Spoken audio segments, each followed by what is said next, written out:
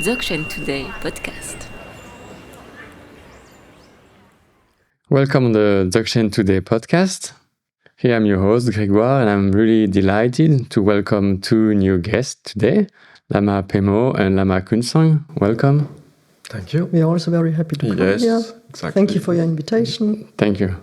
So we'll be with you for 3 episodes for a mini-series about some topics that are very dear to your heart and something you really know very well, which are pilgrimage, retreats, and let's say the differences with modernization about the way how to practice in the past and how to practice today. And so for this first episode, we will talk about pilgrimage.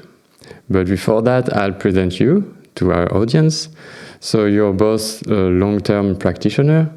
You have accomplished many years of retreat. We've done one traditional 3-year retreat, and then you've done another year of retreat, and you're continuing practicing a lot on retreat today, and you're mixing that with translating text, preparing text, teaching. Your first 3-year retreat has been done under the supervision of the first Kalu Rinpoche, and then you have lived in the Himalaya in a monastery for 5 years, where you were translators from a very large cycle of teaching from Dzogchen Rinpoche, the Treasury of Knowledge. That's the usual way how we translate it in English. And you've also published a history of the Karmapa, both of you. I think it was published at Snow Lion in the US. And so we are very, very fortunate and happy to have you with us here. So to start with the pilgrimage, so we can say that we find pilgrimage in many different traditions, most of the world religion, but we will maybe more focus on pilgrimage in Dzogchen and Buddhist tradition. So first of all, how would we define a pilgrimage? What's a pilgrimage, basically? Lama Kunsang. Yes, in fact, when we talk about pilgrimage, of course, the main thing is the place. So what is a sacred place? And it's true in the Christian tradition, they are known, we know very well these places. But in Buddhism and Dzogchen, they are not so well known in the West. And these places of pilgrimage are usually, connected with the founder of a tradition. So in Buddhism, of course, that would be a connection with the Buddha Shakyamuni Buddha. And sometimes it's also linked to some places where some saints or great masters have meditated, and also some places are connected with some miraculous, we can say like this, events which happen at some different places. So that's really the places where the people would go when they make a pilgrimage. And for Buddhism, and it will be the main place, would be Bodh Gaya in the center of India, where the Buddha reached enlightenment. Thanks for the first definition. So what's the goal or the function? Why do we do pilgrimage, actually? Maybe Lama Pemo, you can say some word about that. So pilgrimage, as far as Tibetans are concerned, traditionally a pilgrimage was an act of accumulation of merit. So first of all, they had to do a long trip, because at that time, they did not have, planes or cars, so they had to walk a long way to go to the sacred places. So it was already an accumulation of merit, the sole act of going to a place, sacred place. And then, of course, the accumulation of merit was the generosity displayed at a sacred place. As soon as you go to sacred places, you made lots of offerings. And, generosity of Tibetans is legendary. It's really something that is, kind of in them. They want to give, they give, and it's easy for them to give, very easy for them to give. And even the poorest people will offer something. When they go to sacred places, they come with their thermos, and they have lots of molten butter inside, and oil. We always do that. So make a little bit offering, like as they're used to put oil into, the butter lamps, and molten butter is what they put into their, fried, food. And so they always carry it with them and put it into the lamps. So this is a kind of offering to the temple. And they also have their tsampa, the roasted barley, that they offer to the monastery, to the monks. It's something to nourish the monks. They also give money. They will give money, to the statues and to the monks. So everybody gives something. It's just an overflowing generosity. And so by practicing this act of generosity, this accumulation of merit, they think that, they think, and it's true for them, they will gain a good rebirth. Or if it's, very good for them, then it's a paradise that they will, earn. And they're not as ambitious as we are, Westerners. We are so ambitious, we immediately want enlightenment.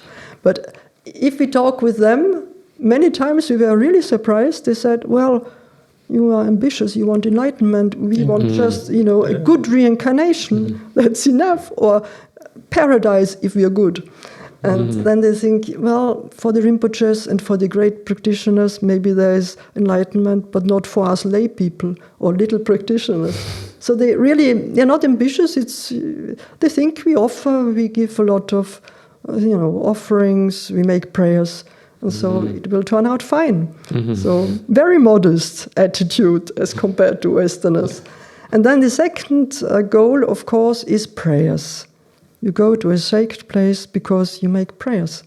Because a sacred place is said to multiply the effect of all the prayers you do. And especially if you do it on some special days, full moon and other days are very special, and then it's even greater, the merit. Everybody knows it, and on the full moon days they even come with more offerings and prayers, and they pray for themselves, for the family, for illness. Very often they prayed for illness, because they had no doctors, no hospitals, and even today it's difficult for them to find treatment.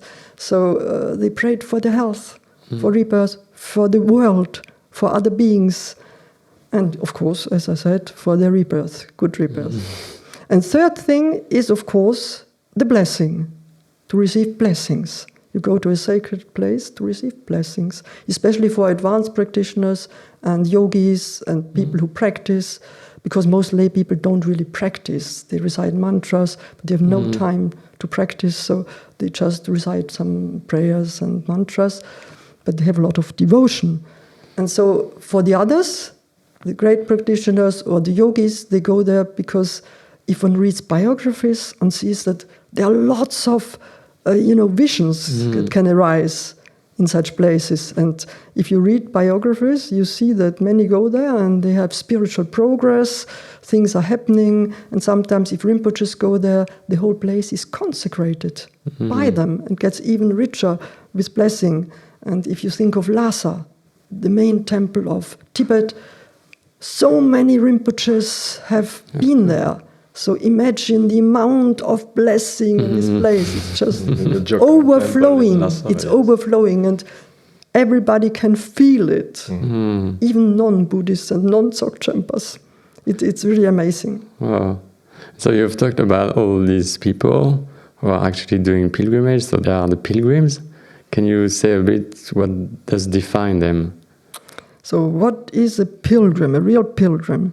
So it seems that the word comes from the Latin, which is peregrinus, which means foreigner, stranger, donc someone who comes from a foreign region, which was actually very often the case for the Tibetans, as they were nomads, and they came from the high lands, traveled a lot of days, and came to the sacred place. So it's a movement. It's a movement, foreigners come.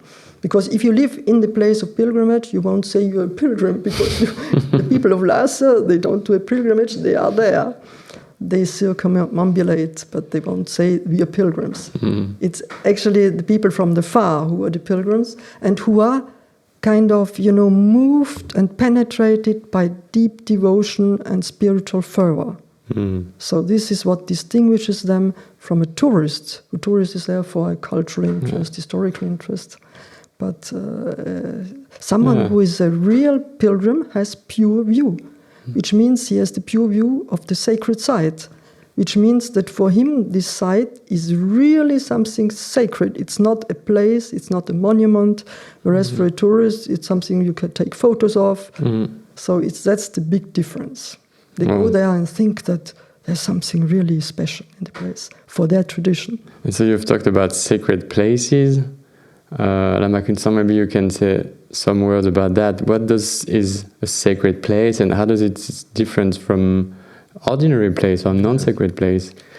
Well, it's true that for the people who are believers in a tradition, they think, okay, this is a sacred place. For someone who is not a believer of that tradition, for that person, it's just an ordinary place. So they can go there, people go there, but their interests are just cultural, historical, or artistic, archaeological, on different touristic, different point of view. But what surprised me a lot is that I brought people to Tibet, Bhutan, different places in the Himalayas, so Buddhist and Dzogchen places. So I guided them to these places. And I was very surprised because all these people were non-believers. They said, there is something special here. There is something, we don't know what is going on. We don't know what is it, but there is something we feel, something sacred, we feel joyful, we feel there is something. And even some people, they had auspicious dreams at these places. So when we say a sacred place, we can see that even some people who are non-believers, they can feel that there is something in the place. So it seems that the place, there is something sacred beyond what we can think about. And so in these sacred places, what do we do? So you already started to talk about that. Maybe you can elaborate a little bit about how we do a pilgrimage, actually. Yeah, in these sacred places, there are some rules to respect. Why? Because, well, it's important to respect, the very important rule is to circumambulate, turn around a sacred monument clockwise, not anti-clockwise. In this tradition, there are other traditions. We won't talk about them today. It's the other way around, anti-clockwise. But here's clockwise. And actually, you turn clockwise around the sacred monument and you keep the monument on your right, always on the right. Why? Because it's an Indian tradition. And for the Indians, the right hand is the sacred hand. And the left hand is the impure hand. No, we won't, tell details about it, but it's hygienical reasons. And even today, it's still impure for them. The left hand is impure and so on. That's why you circumambulate this way. But there's another reason. It's in order to avoid chaos. Because as the Tibetans were mostly nomads from the highlands who had no rules and who had no real education, mostly of them, so they had not learned any rules or, they didn't know how to behave in a place. So they needed a rule to always circumambulate in the right way. Otherwise, if foreigners arrive, there will be not a pilgrimage, but a traffic jam. That would be, definitely, especially as they are all running. They are all going very quickly with a thermos in their hand and prayer wheels and other things. And so if you, crash into them, bump into them, there would be a real problem. So it's actually also to avoid chaos. And that's why in many sacred places you have what you call the master of discipline. Because the master of discipline was there to, remind them, keep the order, do things correctly. And they can be quite strict and wild when someone, doesn't respect the order, because they know that it's important even during initiations. There's always a discipline master, otherwise they will throw over the throne, because they're so fervent and so, quick to move. And it's quite important. And there are different tracks of circumambulation. For example, in Lhasa, in the capital of Tibet, you have the big circumambulation track, which is the Ling Kor. Kor means turn.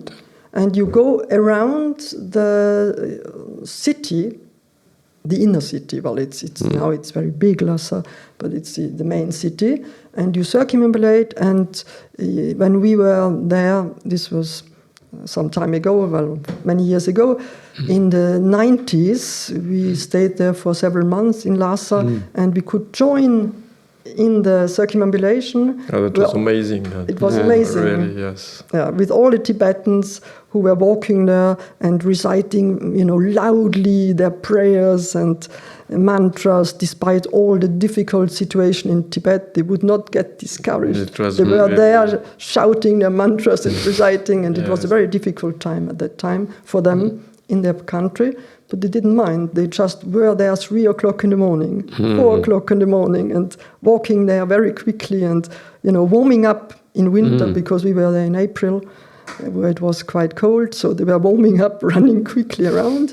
And then there was this other circumambulation track, that is the Barkor, which is around the main temple, the Dzogchen of Tibet, which is actually the very, very important temple, core of Tibet, heart of Tibet. Yeah, that every Tibetan wants to see once in their lives.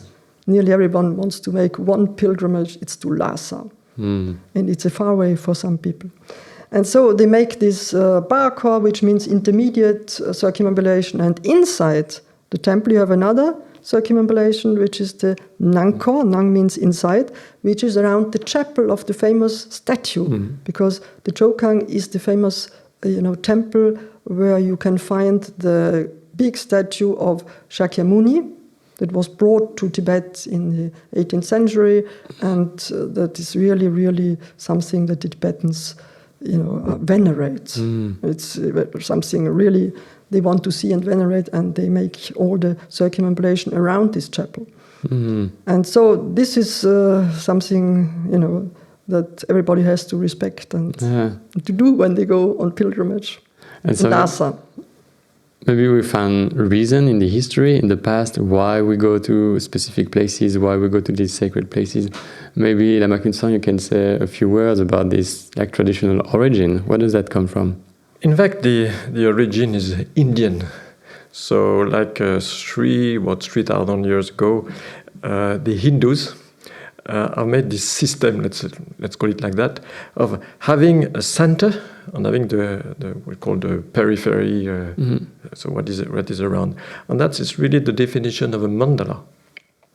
Center is sacred, and around it's like you are approaching what is the most sacred place of a temple.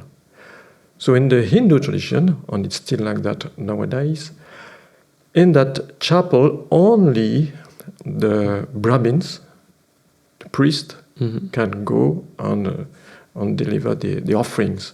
So the pilgrims, so for 3,000 years now, they continue like this, just circumambulate around, they give the offerings to the priest and bring it to the main chapel. And this main chapel, it's a tower, it's called a Shikara in the northern part of India, or Vimana in the south of India. It's like huge towers, sometimes 70 meters high, still nowadays. But the Buddhist, when Buddhist 2,000 years ago came into tradition in 2,500 years ago in India, this is India. So they in fact continue that same rule, and that in Bodh Gaya and other places after doing like that. And if you remember, Pemo, we spent 6 months in Bodh Gaya, so where the Buddha achieved enlightenment, so 2,500 years ago. And there in that temple, which is still in action, you have many pilgrims that turn around, that temple. And it's amazing because you go in one corner, you can hear, Koreans reciting Buddhist prayers in Korean. You go another corner, you have people monks from Burma and Thailand, they recite in Pali. And then you arrive at another corner, you have the Tibetans. not Tibetans, there are many Tibetans, because there are many Tibetans who are now living in India. On there you can see Buddhist teachers, Dzogchen teachers.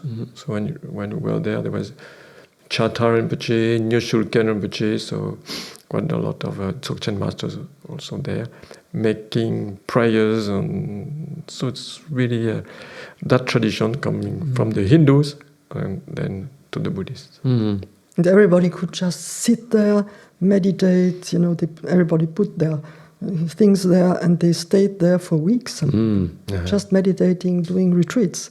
So the blessing was amazing around this place. And so are there only like two main places in Tibetan Buddhism and Dzogchen, or are there other places where we can do pilgrimage? In fact, there are many places, like we were talking about Buddhism, and but the same thing with Dzogchen. It's usually connected with the founder or someone who brought the tradition to another country. So in Tibet, there is a special place. It's called Samye Monastery. This is where, during the 8th century, so Guru Rinpoche, Padmasambhava, the Indian master Vimanamitra, and the Tibetan translator, Berutsana, so they brought Dzogchen in this place. So this is really where Dzogchen started in Tibet. So of course many followers of Dzogchen go there to see this place. And also above Samye Monastery, you have a very special place. It's called Samye Chimbu. There are many caves.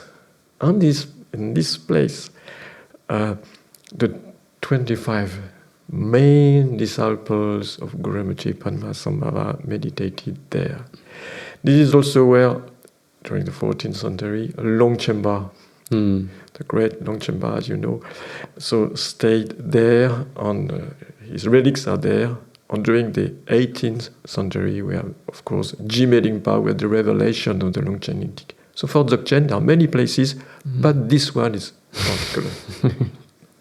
There's also the Tso Pema. Oh, yes. Tso Pema, Tso means lake, and Pema means lotus. It's a very important place in India where Padmasambhava came and meditated with one of his mystical consorts, Mandarava, who was Indian and who was a princess. So her father was a king who did not like this relationship because Padmasambhava was a barbarian. He was, not interested in, marrying his daughter to a barbarian. So he decided to burn them on the stake. So everybody was there watching, lots of spectators eagerly watching, and Guru Rinpoche, according to Tibetan history, performed a miracle. He transformed the fire into water, and so the whole thing became a lake, Tso Pema. And then there was Guru Rinpoche and Mandarava seen by everyone, by all the lookers on, sitting on the lake, meditating. And everybody was surprised. And the king said, well, in that case, I give you my daughter. And so she could go with him. But today, this place is a very sacred place, even for the Indians, not only for the Tibetans. Many people go there, and there is a very interesting cave. You go up a very steep path, and nowadays you can go by car, but normally you walk up in a steep path and you come to a cave where Mandarava and Guru Rinpoche meditated together. And you can meditate inside, and there are other little caves outside with other great meditators, and hermitages, and lots of Tibetans are meditating there in houses or caves, because there are also houses that are closed, not only caves. And there are even some Westerners, because when we were there, we met a Western girl, a very courageous girl, who had been meditating there like a Tibetan, in very difficult conditions, drinking water, like everybody, eating hardly any food. So she got very ill with hepatitis, and the Tibetans, as they saw that we were speaking Tibetan, brought us to her, and so we could meet her, and we gave her some medicine. because otherwise she would probably have stayed there without anything. She was really a great renunciant, and you could see that she was a very good meditator. So even Westerners were there, and even today there are still Westerners meditating there. Wow, It's a great place. Very inspiring, thank you. Yes, very inspiring for everybody who goes there. And so you talked mostly about places related to past events, long time ago maybe. Yeah. You talked about places that are more related to more recent events. Maybe there are even new places in the Himalaya, and even as nowadays Buddhism and Dzogchen came into the West, let's say, in Europe, maybe in the US. So maybe we can find specific places where we can do pilgrimage here, actually. Well, it's true. We were talking mainly about the founders, of the tradition or the great saints in the past.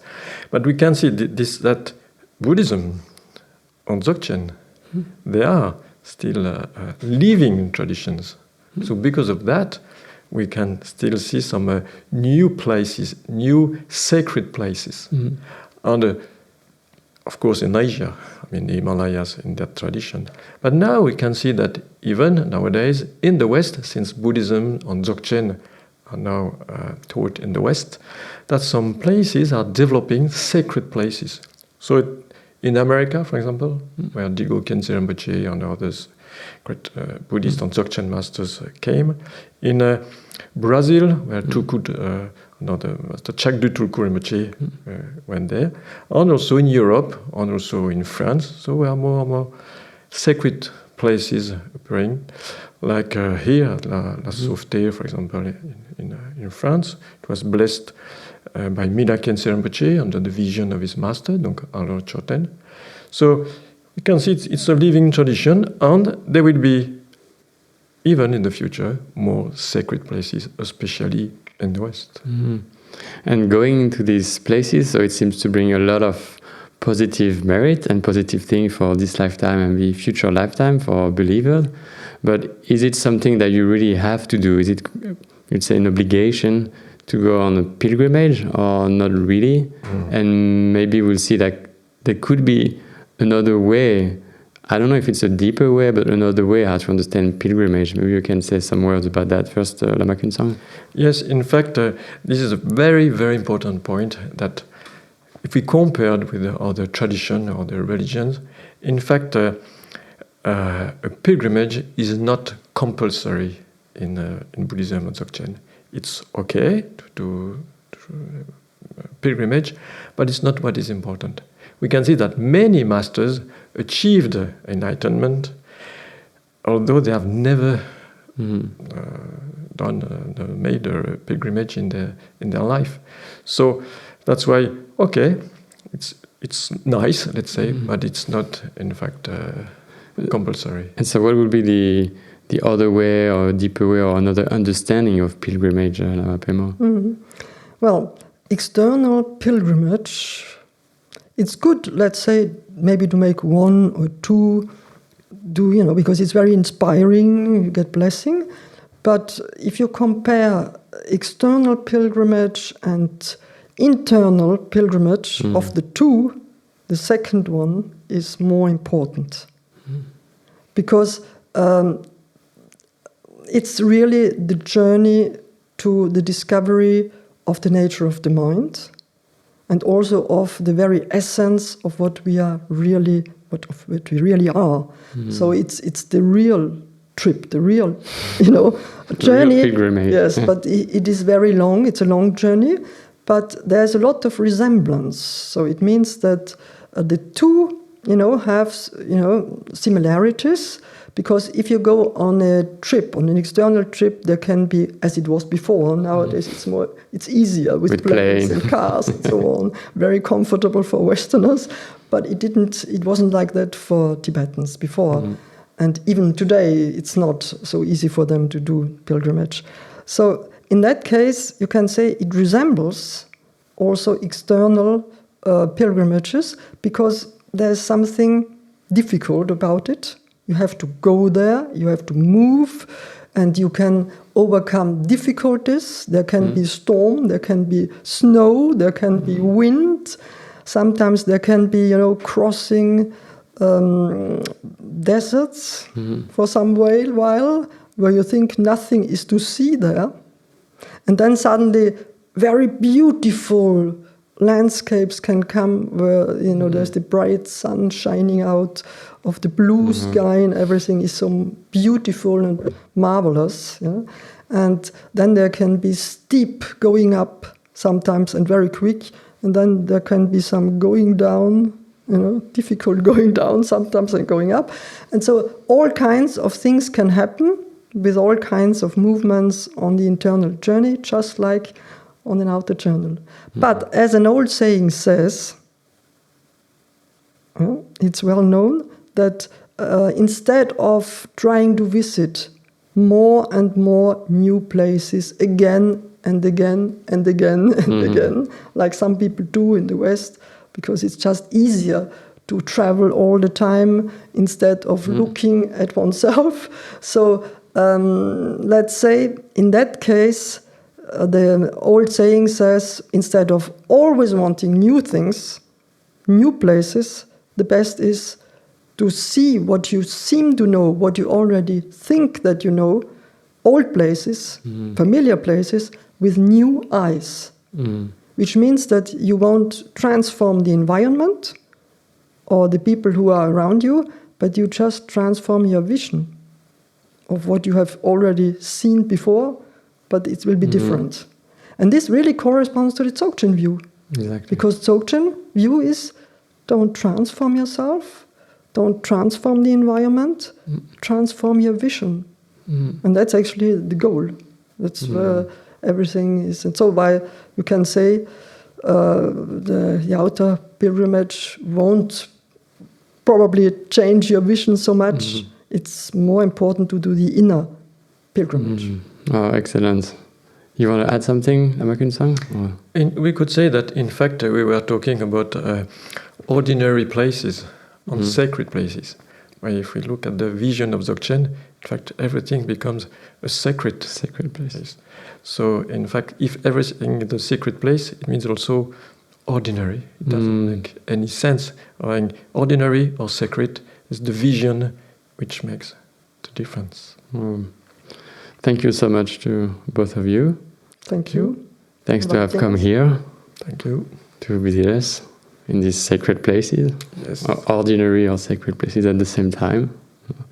And we are delighted maybe to have another conversation with you about the same topic or other topics. But for sure, we'll see you in the next episode about another topic that is deep to your heart and that you know very well, which are retreats.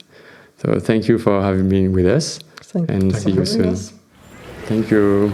Bye. Thank you. Bye.